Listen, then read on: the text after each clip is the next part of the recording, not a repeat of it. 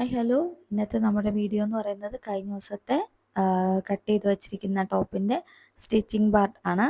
അപ്പോൾ ഇതിൻ്റെ പ്രത്യേകത ഞാൻ നേരത്തെ പറഞ്ഞ പോലെ തന്നെ രണ്ട് സൈഡിൽ ഇൻവിസിബിൾ സിബ് വരുന്ന പോലെയാണ് നമ്മളിത് സ്റ്റിച്ച് ചെയ്യാൻ പോണത്. നിങ്ങളിൽ പലർക്കും ഇതൊക്കെ അറിയായിരിക്കും, അറിയാത്തവർക്ക് വേണ്ടിയിട്ടാണ് ഞാൻ ഈ വീഡിയോ ചെയ്യുന്നത്. അപ്പോൾ ഏറ്റവും ആദ്യം തന്നെ നമ്മൾ ക്യാൻവാസിൻ്റെ സൈഡിലുള്ള ആ ക്ലോത്തിനെ ഒന്ന് ഫോൾഡ് ചെയ്ത് അടിച്ചു കൊടുക്കുക.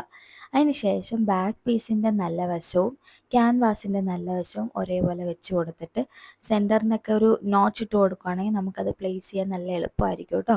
അപ്പോൾ സെൻറ്റർ പ്ലേസ് ചെയ്ത് വെച്ചിട്ട് നിങ്ങൾക്ക് വേണമെങ്കിൽ ഒരു 3-4 സൈഡിൽ പിന്ന് വെച്ച് സെക്യൂർ ചെയ്യുവാണെങ്കിൽ അങ്ങോട്ടും ഇങ്ങോട്ടും തെന്നിപ്പോകാതെ നന്നായിട്ട് തയ്ച്ചെടുക്കാൻ പറ്റും. അപ്പം ഞാനിവിടെ കോട്ടൺ അല്ലേ, അങ്ങനെ ഇങ്ങനെ പെട്ടെന്ന് തെന്നി മാറത്തില്ല, അതുകൊണ്ട് തയ്ച്ചെടുക്കുവാണ്.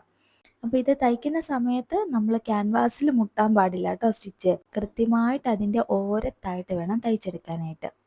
ഇനി നമ്മൾ ഒരു 1/4 ഇഞ്ച് മാത്രം ഗ്യാപ്പ് നിലനിർത്തിയിട്ട് ബാക്കിയുള്ള ക്ലോത്തിനെ വെട്ടി മാറ്റി എടുക്കുക. എന്നിട്ട് ഈ സൈഡിലെല്ലാം ഓരോ നോച്ചസ് ഇട്ട് കൊടുക്കുക. ചെറിയ ചെറിയ നോച്ചസ് ചെറിയ ചെറിയ ഗ്യാപ്പിലായിട്ട് ഇട്ട് കൊടുക്കുക. നമ്മുടെ വായ ഇവിടെ തയ്ക്കുമ്പോഴത്തേനും ഞാൻ കണ്ടൊരു കാര്യമാണ്, ആൾ ഈ നോച്ചിടില്ല. ആളെന്ത് ചെയ്യുന്ന വെച്ചാൽ റൗണ്ട് നെക്കാണെങ്കിൽ ഇതിങ്ങനെ വലിച്ചൊരു സ്ട്രെച്ച് കൊടുക്കും. അപ്പം തന്നെ അത് ടേൺ ചെയ്ത് വരും. എനിക്ക് ആ മെത്തേഡ് അത്ര സെറ്റായിട്ടില്ല. ഞാൻ പ്രാക്ടീസ് ചെയ്യുന്നുണ്ട്, എനിക്കത് സെറ്റായില്ല. ഞാൻ ട്രൈ ചെയ്തിട്ട് നിങ്ങളോട് പറയാം കേട്ടോ എങ്ങനെയുണ്ടെന്നുള്ളത്. അപ്പം നമ്മൾ അതിന് ശേഷം ഇതിങ്ങനെ പതിച്ചടിക്കണം. പതിച്ചടിക്കുന്ന എന്തുകൊണ്ടാ?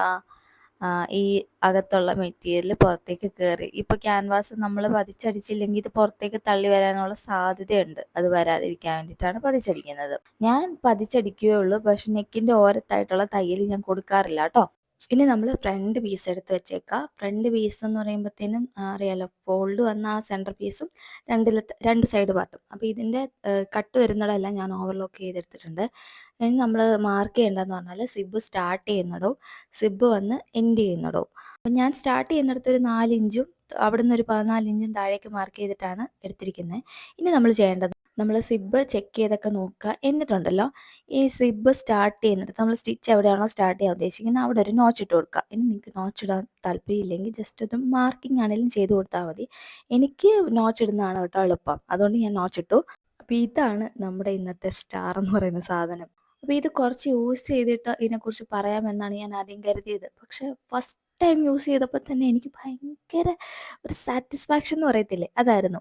എന്നാൽ കൂടെ ഞാൻ കുറച്ചധികം യൂസ് ചെയ്തിട്ടാണ് അതിനെക്കുറിച്ച് ഒരു റിവ്യൂ നിങ്ങൾക്ക് തരാൻ വേണ്ടിയിട്ട് പോകുന്നത്. അപ്പോൾ റിവ്യൂ അവിടെ നിൽക്കട്ടെ, നമുക്ക് സിബ് എങ്ങനെയാണ് അറ്റാച്ച് ചെയ്യുന്നതെന്ന് നോക്കാം. ബിഗിനർ ആണെന്നുണ്ടെങ്കിൽ ഉറപ്പായിട്ട് 1-2 പിന്നൊക്കെ എടുത്ത് വെച്ചേക്കാം കേട്ടോ. വേറൊന്നുമല്ല, സിബ് കറക്റ്റായിട്ട് ആദ്യം പ്ലേസ് ചെയ്ത് പഠിക്കുക, അല്ലെങ്കിൽ നമ്മൾ തയ്ച്ച് വരുമ്പോൾ തലകുത്തനെ ഇരിക്കും. അപ്പോൾ നമ്മൾ സിബ് അറ്റാച്ച് ചെയ്യുന്നതിന് വേണ്ടിയിട്ട് പ്രഷർ ഫൂട്ടിനെ ചേഞ്ച് ചെയ്ത് കൊടുക്കുന്നുണ്ട്. ഞാൻ ദേ ഇൻവിസിബിൾ റോളർ സിബാണ് കേട്ടോ. ഇത് പ്രത്യേകത കണ്ടില്ലായിരുന്നോ? ഇൻവിസിബിൾ ഫൂട്ടാണ്, പക്ഷെ അതിൻ്റെ സൈഡിലൊരു റോളറൂടെ വന്നിട്ടുണ്ട്. അതുകൊണ്ട് നമുക്കുണ്ടല്ലോ തയ്ക്കുമ്പോൾ ഭയങ്കര സ്മൂത്തായിട്ട് അത് ഗൈഡായി പോകും. ഇനി നമ്മൾ സിബിലെ ഒരു നോച്ച് ഇട്ട് കൊടുത്തില്ലേ, സിബിലെ സ്റ്റാർട്ടിങ് ഭാഗത്ത് നോച്ച് ഇട്ട് കൊടുത്തല്ലോ, അതും നമ്മൾ എവിടെയാണോ സിബ് തയ്ച്ച് വെക്കാൻ വേണ്ടിയിട്ട് മാർക്കിംഗ് ചെയ്തിടാം, അതും തമ്മിൽ ഒരേപോലെ വെച്ച് കൊടുക്കുക. അപ്പം ഞാൻ താഴേന്ന് മുകളിലേക്ക് ഓപ്പണിംഗ് വരുന്ന പോലെയാണ് വെക്കുന്നത്. അപ്പോൾ അതുകൊണ്ട് തന്നെ ആ 2 ഭാഗവും ഒരുപോലെ വെച്ച് കൊടുക്കാം. അപ്പോൾ ആദ്യം നിങ്ങൾക്ക് ബുദ്ധിമുട്ടുണ്ട് ഇതൊന്ന് കണ്ടുപിടിക്കാൻ വേണ്ടിയിട്ടെങ്കിൽ നിങ്ങൾ ആദ്യമേ സിബ് തയ്ച്ച് കഴിയുമ്പോൾ എങ്ങനെയാണോ നിൽക്കേണ്ടത്, ക്ലോസ് ചെയ്യുമ്പോൾ അതെങ്ങനെയാണോ അത് വെച്ച് നോക്കിയിട്ട് ഒന്ന് പ്ലേസ് ചെയ്തെടുത്താൽ മതിയേ. എന്നിട്ടൊന്ന് പിന്നൊക്കെ വെച്ച് സെക്യൂർ ചെയ്തേക്കാം. ഇനി നമ്മൾ ആ പ്രഷർ ഫൂട്ടിനെ പൊക്കി കൊടുത്തിട്ട് സിബിനെ കറക്റ്റായിട്ടൊന്ന് അതിൻ്റെ ഇടയിലൊരു ചെറിയൊരു സ്പേസ് ഉണ്ട്. അതായത് ആ സിബിന് മാത്രം ഇരിക്കാൻ പാകത്തിനൊരു ഗ്യാപ്പ് ഉണ്ട് അതിൻ്റെ ഉള്ളിൽ.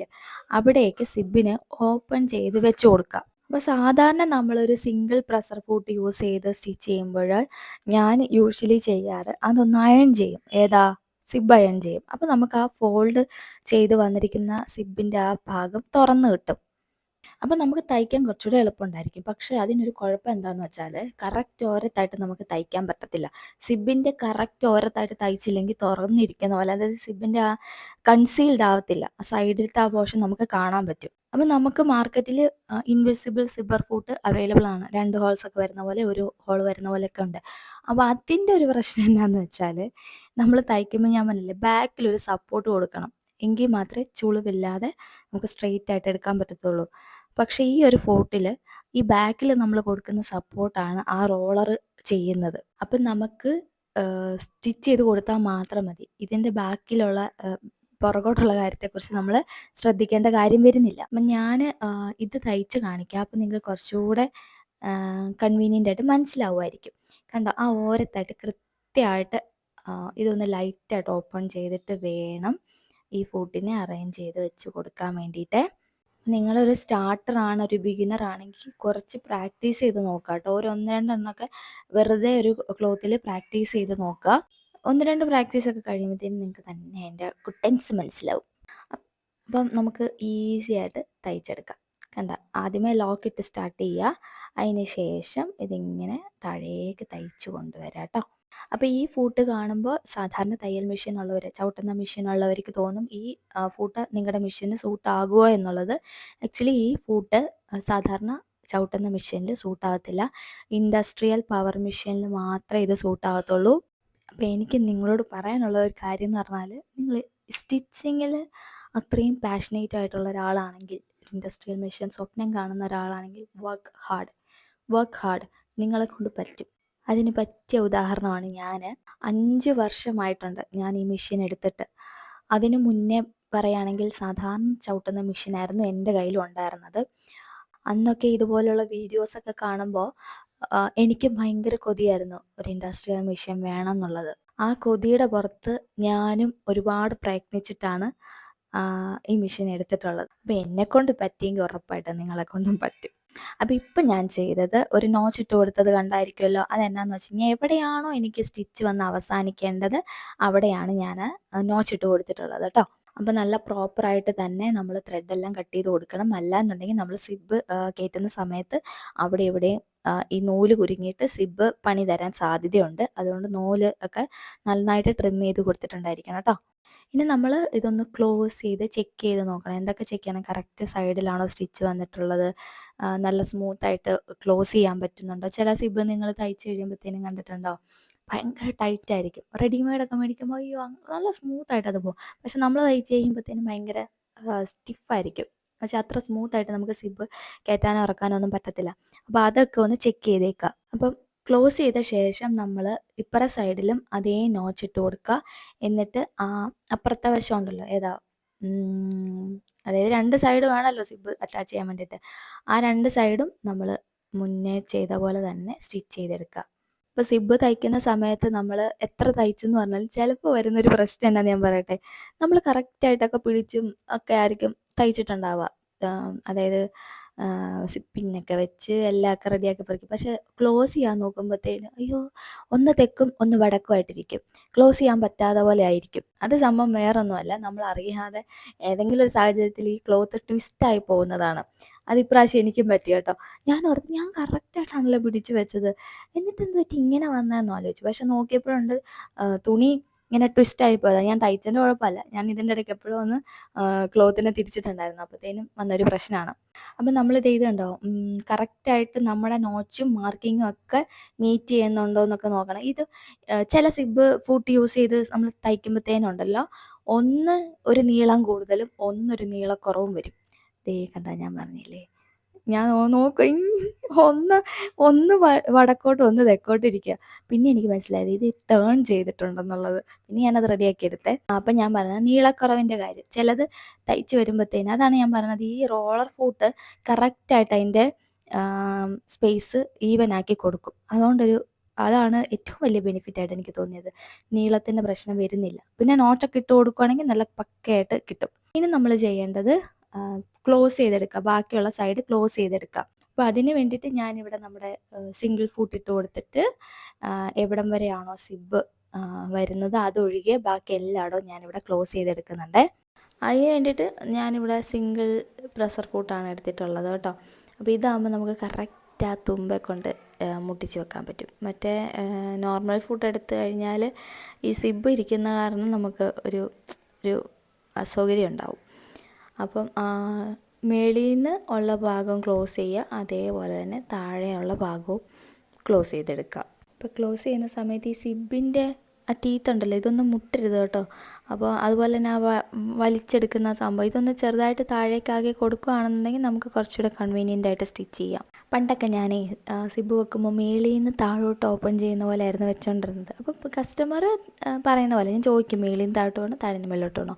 അപ്പോൾ എനിക്ക് തയ്ച്ചുകൊണ്ടിരുന്നത് മേളിൽ നിന്ന് താഴോട്ട് വെക്കുന്ന പോലെ. കാര്യം കുഞ്ഞിന് ഫീഡ് ചെയ്യാൻ വേണ്ടിയിട്ട് ഇരിക്കുമ്പോൾ ഉണ്ടല്ലോ, എനിക്ക് മേളിൽ നിന്ന് ഇങ്ങനെ പെട്ടെന്ന് വലിച്ചെടുക്കാനുള്ള സൗകര്യത്തിന് വേണ്ടിയിട്ട് ഞാനങ്ങനെ പുറത്ത് വെച്ചൊന്നും അധികം ഫീഡ് ചെയ്യേണ്ട സാഹചര്യങ്ങൾ എനിക്ക് വന്നിട്ടില്ല. അഥവാ വന്നിട്ടുണ്ടെങ്കിൽ നമുക്ക് സേഫ് ആൻഡ് സെക്യൂർ ആയിട്ടുള്ളൊരു സിറ്റുവേഷനിലായിരിക്കും ഞാനങ്ങനെ ഫീഡ് ചെയ്തിട്ടുണ്ടാവുക. പക്ഷേ ഒരു പ്രാവശ്യം ഉണ്ടല്ലോ, ഒരു പ്രാവശ്യം ബസ്സിലിങ്ങനെ ട്രാവൽ ചെയ്യേണ്ടി വന്നപ്പോഴത്തേനും കുഞ്ഞിന് ഫീഡ് ചെയ്യേണ്ടതായിട്ട് വന്നു. അന്ന് എനിക്ക് മനസ്സിലായി, ഈശ്വര, വെറുതെ എല്ലാ ആൾക്കാർ താഴേന്ന് മുകളിലേക്ക് സിബ് കൊടുക്കുന്നത് എന്തിനാന്നുള്ളത്. സംഭവം ഞാനിങ്ങനെ ഷോളൊക്കെ വെച്ച് മറച്ച് ഭയങ്കര ഇതായിട്ടാണ് ചെയ്തതെങ്കിലും, പക്ഷേ എനിക്കൊരു ഇതായിരുന്നു, ഒരു ഭയങ്കര ഇൻസെക്യൂരിറ്റി പോലെയായിരുന്നു. പിന്നെ ഞാനേതായാലും ഇതുപോലെ തയ്ക്കാറ്. ഞാൻ കസ്റ്റമറിന് ചെയ്ത് കൊടുക്കുമ്പോൾ ഞാൻ എന്തായാലും ആദ്യം അവരോടാണ് ചോദിക്കുന്നത്, നിങ്ങൾക്ക് എങ്ങനെ വേണം, താഴെ നിന്ന് മുകളിലേക്ക് വേണോ, മുകളിൽ നിന്ന് താഴോട്ട് വേണോ. അപ്പോൾ അവർ പറയുന്ന അനുസരിച്ചാണ് ഞാൻ ചെയ്യുന്നത്. ഞാൻ ഇത് സിംഗിൾ സൈഡ് ഫൂട്ടിട്ടിട്ട് നമ്മുടെ സിബ് സ്റ്റിച്ച് ചെയ്യുന്നത് നിങ്ങൾക്ക് കാണിച്ചു തരാവേ. അപ്പോൾ ഇതിൻ്റെ കുഴപ്പം എന്നാന്ന് വെച്ച് കഴിഞ്ഞാൽ ഉണ്ടല്ലോ, കറക്റ്റ് ഓരത്തായിട്ട് നമുക്ക് സ്റ്റിച്ച് വീഴത്തില്ല. ഒരു 2 പോയിൻ്റ് ഇപ്പുറമായിട്ട് സിബിൻ്റെ ആ ഒരു ത്രെഡ് പോയിരിക്കുന്നതിൻ്റെ 2 പോയിൻ്റ് ഇപ്പുറമായിട്ടായിരിക്കും സൂചി വന്ന് നിൽക്കുന്നുണ്ടാവും. അപ്പോൾ ഭയങ്കര പാടാണേ. അപ്പോൾ ഈ ഫൂട്ട് യൂസ് ചെയ്യുമ്പോഴത്തേനും കറക്റ്റ് ഓരത്ത് സ്റ്റിച്ച് വരും, ലെങ്തിൽ വേരിയേഷൻ വരത്തില്ല. ലെങ്തിൽ വേരിയേഷൻ വരുത്താനൊക്കെ നമ്മൾ ഈ നോച്ചസ് തമ്മിൽ കറക്റ്റ് മാച്ച് ഉണ്ടോ എന്ന് നോക്കി വേണം സ്റ്റിച്ച് ചെയ്യാനായിട്ടേ.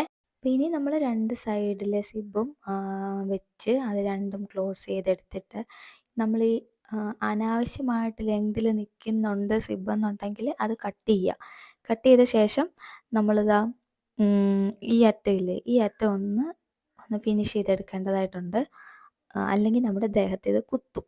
അപ്പോൾ ഈ ഒരു ഫൂട്ടിൻ്റെ ചേഞ്ചർ ഉണ്ടെന്നുണ്ടെങ്കിൽ നമുക്ക് ഈസി ആയിട്ട് വലിയ സമയമൊന്നും ഇല്ലാതെ തന്നെ സെക്കൻഡുകൾക്കുള്ളിൽ ഫൂട്ടിനെ മാറ്റി വെക്കാം. അപ്പോൾ നമ്മുടെ ഇവിടെ ഭായിമാർ ഈ സിബും സൈഡും എല്ലാം അവർ ക്ലോത്ത് കൊണ്ട് കൺസീൽ ചെയ്യും. അപ്പം ഞാൻ എനിക്ക് വേണ്ടി തയ്ക്കുന്നതായതുകൊണ്ട് അത്രയൊന്നും മെനക്കെടുന്നില്ല. അപ്പോൾ ഈ തുമ്പ് ഞാൻ കൺസീൽ ചെയ്യുന്നത് നിങ്ങൾക്ക് കാണിച്ചു തരാം. ഒരു അത്യാവശ്യം സ്ട്രെയിറ്റ് ആയിട്ടുള്ളൊരു പീസ് എടുത്തിട്ട് അതിനെ ഇതേപോലെ ഫോൾഡ് ചെയ്ത് വെക്കുക. 2 സൈഡിലും ഫോൾഡ് വെച്ചിട്ട് സ്റ്റിച്ച് എടുക്കുക. എന്നിട്ട് അതിനെ ടേൺ ചെയ്തെടുക്കുക, ഇപ്പുറത്തേക്ക് ടേൺ ചെയ്തെടുക്കുക. എന്നിട്ട് അത് വീണ്ടും ഒന്നും കൂടെ ഫോൾഡ് ചെയ്ത് നീറ്റാക്കി ഫിക്സ് ചെയ്തിട്ട് തയ്ച്ചെടുക്കുക. ഇത് ഭയങ്കര എളുപ്പമാണ് കേട്ടോ. ഞാനിതൊന്നും ആദ്യമേ ചെയ്യത്തില്ലായിരുന്നു. സിബ് കുത്താൻ തുടങ്ങിയപ്പം ഓക്കെ ചെയ്യാൻ തുടങ്ങി. അപ്പം ഇനി നമുക്ക് എല്ലാ പ്രോസസ്സും നിങ്ങൾക്ക് അറിയാമല്ലോ. സിബൊക്കെ അറ്റാച്ച് ചെയ്തെടുത്തിട്ടുണ്ട്. ഇനി നമുക്ക് ബാക്കി സ്റ്റിച്ചിങ്ങിൻ്റെ കാര്യങ്ങൾ സാധാരണ ചുരിദാറിന് ചെയ്യുന്ന പോലെ അതേ ഉള്ളൂ കേട്ടോ. അപ്പം ഇതിനകത്ത് ഞാൻ പറയാൻ വിട്ടുപോയൊരു കാര്യമുണ്ട്. അതായത് പക്ക ബോട്ട് നെക്കിൻ്റെ രീതിയിലല്ല നമ്മൾ ഇത് കട്ട് ചെയ്തിട്ടുള്ളത്. ഞാൻ ഫ്രണ്ടിൽ ഒരു വി ഷേപ്പ് കൊടുത്തത് കൊണ്ട് തന്നെ ഇത് പക്ക ബോട്ട് നെക്ക് എന്ന് പറയാൻ പറ്റത്തില്ല. കാരണം നിങ്ങൾ ഈ മെത്തേഡിൽ പോയി ഓടിച്ചെന്ന് ബോട്ട് നെക്ക് കട്ട് ചെയ്യുകയാണെങ്കിൽ ഫ്രണ്ട് കഴുത്ത് ലൂസ് വരാനുള്ള സാധ്യത കൂടുതലാണ്. അപ്പം ഞാൻ ബോട്ട് നെക്കിന് വേണ്ടിയിട്ടായിട്ടൊരു വീഡിയോ സെപ്പറേറ്റ് ചെയ്യാമെന്നുള്ള രീതിയിലാണ് നിൽക്കുന്നത്. അപ്പോൾ അതിൽ നിങ്ങൾക്ക് അതിൻ്റെ കാരണം എന്താണെന്നും അത് വരാതിരിക്കാൻ എന്താണ് ചെയ്യേണ്ടതെന്നും ഒക്കെ ഞാൻ ഡീറ്റെയിൽ ആയിട്ട് പറഞ്ഞുതരാം. അപ്പോൾ ഈ വീഡിയോ ഞാൻ മെയിനായിട്ട് ഉദ്ദേശിച്ചത് ഈ പറയുന്ന പോലെ ഫീഡിങ് സിബ് വെക്കുന്ന ആ ഒരു കോൺസെപ്റ്റിനെ കാണിച്ചു തരാൻ വേണ്ടിയിട്ടാണ്. ഇതിൽ ഈ നെക്കിൽ വി കട്ട് കൊടുത്തിരിക്കുന്നത് കൊണ്ട് തന്നെ ഫ്രണ്ടിൽ ലൂസ് അത്ര കണ്ട് നമ്മൾ അറിയത്തില്ലെന്ന് വെച്ച് കഴിഞ്ഞാൽ ലൂസ് അങ്ങനെ അങ്ങ് മാനേജ് ആയിപ്പോയി. അതേ സമയത്ത് നിങ്ങൾ ബോട്ട് നെക്ക് ഈ മെത്തേഡ് കണ്ടിട്ട് ബോട്ട് നെക്കിൽ പോയി തയ്ക്കുമ്പോഴത്തേനും ഫ്രണ്ടിൽ ഇങ്ങനെ ചുളിഞ്ഞ് നിൽക്കുകയല്ല, ഇങ്ങനെ നമ്മൾ നിൽക്കുമ്പോൾ അതിങ്ങനെ പൊങ്ങി നിൽക്കുന്ന പോലെ വരും. അപ്പോൾ അത് ഞാൻ ഡീറ്റെയിൽ ആയിട്ട് അതെന്താണെന്നൊക്കെ ഉള്ളത് ഞാൻ വീഡിയോ പറയാം. അപ്പോൾ ഇത് ഞാൻ പ്രത്യേകിച്ച് പറയേണ്ട കാര്യമില്ലല്ലോ അല്ലേ, നിങ്ങൾക്ക് കാണുമ്പോൾ തന്നെ ഇതെങ്ങനെയാണ് തയ്ച്ചെടുക്കേണ്ടതെന്നൊക്കെ നിങ്ങൾക്ക് അറിയാമായിരിക്കുമല്ലോ. അപ്പോൾ സിബ് എവിടെയെങ്കിലും തട്ടുന്നുണ്ടോ അല്ലെങ്കിൽ അതിൻ്റെ ആ സൈഡൊക്കെ വരാതെയൊക്കെ വേണം നമ്മളിത് ചെയ്തെടുക്കാൻ വേണ്ടിയിട്ട്. ശരിക്കും പറയുകയാണെങ്കിൽ ഇതെല്ലാം ഒഴിവാക്കാൻ പറ്റും. പക്ഷേ ഫസ്റ്റ് ടൈം കാണുന്ന ഒരാൾക്ക് ഏതെങ്ങനെയെന്നുള്ളൊരു ഐഡിയ കിട്ടിക്കോട്ടെ എന്ന് ഓർത്തിട്ടാണ് ഞാൻ എല്ലാം കാണിച്ചത്. പിന്നെന്താ, ബാക്കിൻ്റെ നെക്കിൻ്റെ കാര്യം പറഞ്ഞ പോലെ ഇനി ആ ബാക്ക് ഒരു 1/4 ഇഞ്ച് സ്പേസ് ഇട്ടിട്ട് ബാക്കി പീസിനെ കട്ട് ചെയ്ത് ഒഴിവാക്കി നോച്ചസൊക്കെ ഇട്ട് കൊടുത്ത് റെഡിയാക്കി എടുക്കുക. എല്ലാവർക്കും എല്ലാ മോഡലും ഇഷ്ടപ്പെടണമെന്നില്ലല്ലോ. എനിക്ക് ഒട്ടുമേ ഇഷ്ടമില്ലാത്തൊരു മോഡലാണ് ബോട്ട് നെക്ക്. ഞാൻ ബോട്ട് നെക്ക് ഇടുമ്പോഴത്തേന് എന്തോ പോലെ എനിക്ക്. അപ്പോൾ അതുകൊണ്ടാണ് ഞാൻ ഒരു വി അങ്ങോട്ട് കൊടുത്തത്. അപ്പോൾ ഇനി എന്താണ്, നമുക്ക് ഷോൾഡർ ജോയിൻ ചെയ്യണം. അപ്പോൾ ഷോൾഡർ ജോയിനിങ്ങിന് ഒരുപാട് അറിയാലോ, നിങ്ങൾക്കൊക്കെ അറിയാലോ മെത്തേഡുകളുണ്ട്. നമ്മുടെ ചാനലിൽ തന്നെ 2-3 ഞാൻ ഇട്ടിട്ടുണ്ട്. അപ്പോൾ നിങ്ങൾക്ക് കൺവീനിയൻ്റ് ആയതുപോലെ നിങ്ങൾ സ്റ്റിച്ച് ചെയ്തെടുക്കുക. ഞാൻ ഓരോ സമയത്തും ചിലപ്പം ആ സമയത്തൊരു മൂഡ് പോലെ ഓരോന്നൊക്കെ ട്രൈ ചെയ്യും. അതായത് എൻ്റെ ഡ്രസ്സിൽ ഞാൻ തയ്ക്കുമ്പോഴായിരിക്കും കൂടുതൽ പരീക്ഷണങ്ങൾ ഞാൻ ചെയ്യുന്നുണ്ടാവുക. അപ്പം ഇപ്പം ഞാൻ എന്താ പറയുക, ക്യാൻവാസും ഷോൾഡറും എല്ലാം ഒരേപോലെ വരുന്ന പോലെ വെച്ചിട്ട് ഒറ്റ സ്റ്റിച്ചിൽ അങ്ങ് കൊടുക്കുവാണേ. ശ്രദ്ധിക്കേണ്ട കാര്യം നെക്കിൻ്റെ ആ 2 സൈഡും ഒരേപോലെ പ്ലേസ് ആയിട്ടുണ്ടോ എന്നുള്ള കാര്യമാണ് ശ്രദ്ധിക്കേണ്ടത്. പിന്നെ സൈഡിലേക്ക് വരുമ്പോൾ തുമ്പ്, ഷോൾഡറിൻ്റെ തുമ്പ് ഒരു പൊടിക്കൊക്കെ അങ്ങോട്ടും ഇങ്ങോട്ടും ആയാലും വലിയ പ്രശ്നമില്ല. പക്ഷെ നെക്ക് അങ്ങോട്ടും ഇങ്ങോട്ടും മാറിപ്പോകാതെ നോക്കിയാൽ മതി.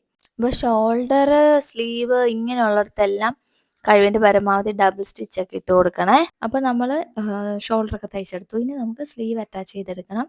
നിങ്ങൾക്ക് ഇഷ്ടമുള്ള പോലെ നിങ്ങൾക്ക് അറ്റാച്ച് ചെയ്തെടുക്കാം. സെൻറ്ററിൽ നിന്ന് സ്റ്റാർട്ട് ചെയ്യുന്ന പോലെയോ, അപ്പോൾ ഞാൻ സൈഡിൽ നിന്ന് സ്റ്റാർട്ട് ചെയ്യുന്ന പോലെയാണ് ചെയ്യാറുള്ളത്. അപ്പോൾ തുടക്കക്കാരൊക്കെ ആണെങ്കിൽ നിങ്ങൾക്ക് പിൻ ചെയ്ത് സെക്യൂർ, അതായത് സെൻറ്റർ ടു സെൻറ്റർ വെച്ചിട്ട് ഒരു പിൻ കൊടുക്കുക. എന്നിട്ട് സ്റ്റാർട്ടിങ്ങിലും എൻഡിങ്ങിലും ഒരു പിൻ കൊടുക്കുക. എന്നിട്ട് ആ 2 എൻഡിങ്ങിൻ്റെയും നടുക്ക്, അതായത് ഇപ്പോൾ ഒരു സൈഡിൽ നിന്ന് സെൻറ്റർ വരെ ഉള്ളതിൻ്റെ നടുക്കും കൂടെ ഒരു പിന്നൊക്കെ വെച്ച് കൊടുത്തിട്ട് സ്റ്റിച്ച് ചെയ്യുക കേട്ടോ. അതാകുമ്പോഴത്തേനും നമുക്ക് അധികം ടെൻഷൻ അടിക്കണ്ട. കറക്റ്റായിട്ട് പിടിച്ച് വെക്കണമല്ലോ എന്നുള്ള ടെൻഷൻ അടിക്കണ്ട. നമ്മൾ സ്റ്റിച്ച് ചെയ്യുന്നതിന് മുന്നേ തന്നെ ഒന്ന് ചെക്ക് ചെയ്തേക്കുക കേട്ടോ, കറക്റ്റായിട്ട് പ്ലേസ് ആകുമോ ഇല്ലേ എന്നുള്ളതൊക്കെ. ഒരു പൊടിക്ക് എക്സ്ട്രാ നിന്നാലും കുഴപ്പമില്ല, പക്ഷെ കുറഞ്ഞു പോകാതിരുന്നാൽ മതി. അതൊക്കെ നമ്മൾ കട്ട് ചെയ്യുന്ന സമയത്ത് വേണം നന്നായിട്ട് നോക്കാൻ വേണ്ടിയിട്ട്. അതൊക്കെ അറിയാമായിരിക്കുമല്ലോ, ഞാൻ ഓൾറെഡി ഇതിനെക്കുറിച്ച് വീഡിയോസ് ഒരുപാട് ചെയ്തിട്ടുണ്ട്. കുറച്ച് പേര് വീണ്ടും വീഡിയോ ചോദിക്കുന്നുണ്ട്. അപ്പോൾ അതുകൊണ്ടാണ് ഞാൻ പറഞ്ഞത് കുറച്ചുകൂടി ഡെഡിക്കേറ്റഡ് ആയിട്ട് സ്ലീവിന് വേണ്ടി മാത്രമായിട്ടൊരു വീഡിയോ ചെയ്യാന്നുള്ളത്. അപ്പോൾ സ്ലീവും ഇതേപോലെ ഡബിൾ സ്റ്റിച്ച് ചെയ്ത് കൊടുക്കുക. എന്നിട്ട് അവിടെ ഓവർലോക്ക് ചെയ്തെടുക്കാൻ വേണ്ടിയിട്ട് ശ്രമിക്കുക. അപ്പോൾ ഇതൊക്കെ കോട്ടൺ ആയതുകൊണ്ട് അത്രയും വലിയ പ്രശ്നം വരത്തില്ല. പക്ഷെ ചില തുണികൾ നിങ്ങൾക്ക് കാണാമല്ലോ, പിഞ്ചിയൊക്കെ പോവും. അതുകൊണ്ട് അങ്ങനെയുള്ള തുണിയൊക്കെ കൈകാര്യം ചെയ്യുമ്പോഴത്തേനും നല്ലോണം സൂക്ഷിക്കുക. ഇപ്പോൾ 2 സ്ലീവും ജോയിൻ ചെയ്തെടുത്തിട്ടുണ്ട്. ഇനി എന്താ ചെയ്യേണ്ടതെന്ന് വെച്ചാൽ സൈഡ് ഫുള്ളായിട്ട് സ്ലീവിൻ്റെ ഭാഗം മടക്കി അടിക്കണം. അത് മടക്കി അടിച്ചിട്ട് സൈഡ് ഫുള്ളായിട്ട് അടിച്ചെടുക്കണം.